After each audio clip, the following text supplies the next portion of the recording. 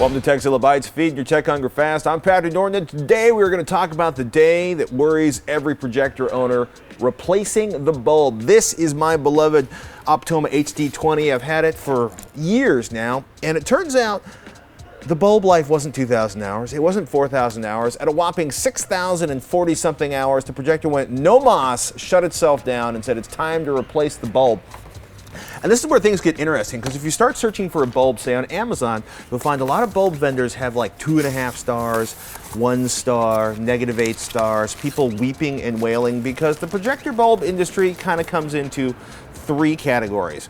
Buying it from the original manufacturer and paying a lot of money, buying it from a vetted manufacturer, a vetted reseller of the manufacturer's bulbs that has a good online reputation, or buying it for like half the price than it would cost from the manufacturer and paying significantly less money. The problem is, with a lot of the cheap bulbs, it's a caveat emptor situation, but with a lot of the cheap bulbs, you'll find out that certain important filters are missing. So it might turn out to burn your color wheel and ruin your projector. So you saved $100 on a $250 bulb, but you ruined a $1,000 or $4,000 projector. This is what my dad used to call a bad thing. Let's say you're really smart and you already have a projector bulb pre-ordered from the manufacturer, waiting in a closet for the terrible day right before the Super Bowl or your favorite movie night that the projector bulb dies. Perfect. Stop. Unplug the projector, wait at least 30 minutes, because projector bulbs get stupid hot, like lighting things on fire hot, like second-degree burn hot. So give your projector 30 minutes, pull it down off of its mount, start detaching things. I've already, for time purposes, pre-attached the crazy mount that holds mine up.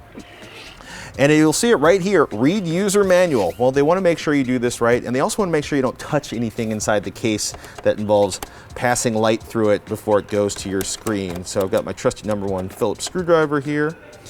And you know, it's going to look a little different on different types of projectors, but this is the basic idea. And I've broken the magic seal, and now the lid pops out. So I've got my screws open, and we see this. Okay, first of all, I see a lot of dust inside of here. 1 dead mosquito and the lens. And this might not be a bad time if you have a vacuum cleaner handy to pull it out. Do not use compressed air. You don't want to force the dust deeper into the machine, but you do want to use the handle.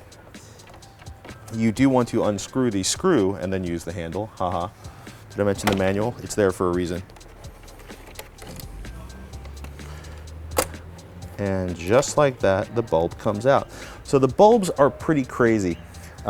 This looks like a piece of glass. It actually has some pretty serious filtering and coatings going on.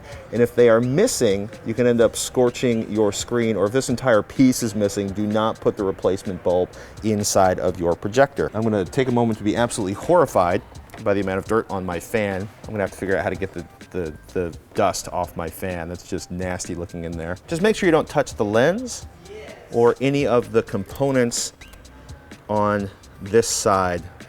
There's your color wheel inside of there. That's the thing that spins around and allows us to pick colors. Do not touch that. It would be bad. You don't want to get any fingerprints on that. You also want to make sure you don't get any fingerprints anywhere on the lamp and on the glass here. So let's pull out our replacement and see if it matches what came out of the machine. Sometimes you might be surprised. So this is our old bulb, this is our new bulb. They're looking pretty comparable. Glass looks pretty comparable. If you wanted to be really paranoid, you could put on your white gloves and take the glass out of the original bulb and put it in the new bulb. I'm going to be trustworthy and assume the high-ranked vendor does good bulbs. Everything looks pretty clean and shiny. Remember to keep your fingers, the worst place to get fingers is in there, because your wax can cause the bulb to shatter. That would be bad. This gets pretty hot too. Keep your fingers off that. Just make it a little easier. Let me pop our handle loose.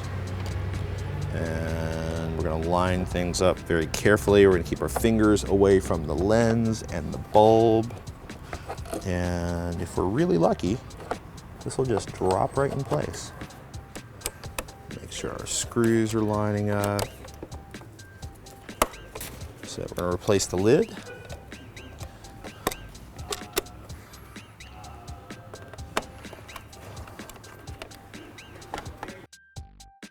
So the bulb works, but there's one more thing you want to do before you're done and go fire up lynda.com/tech Tekzilla. They're our sponsor. It's an incredible place to go for videos that'll teach you to do anything from Photoshop editing to coding. It's a great way to polish up your skills. lynda.com/Tekzilla. But you got to go into the menu on the system, go into the lamp settings and reset the lamp to 0. Now you might notice our lamp setting is currently 0. I reset it to 0 just to see if I could trick the projector into letting me use the bulb for a little bit longer. The projector said no, and apparently because the bulb really was worn out and I have a new one in there. It looks really good. I'm really excited. The kids are going to have movie night on Saturday night, and now you have an idea of what it means when you buy a projector to replace the bulb. You're going to have to do this every typically 2,000 to 4 hours. I get a ridiculous 6,000 hours out of this bulb. It might explain why we had to get the room so dark in the last 6 months, but it's something to think about when you're buying a projector.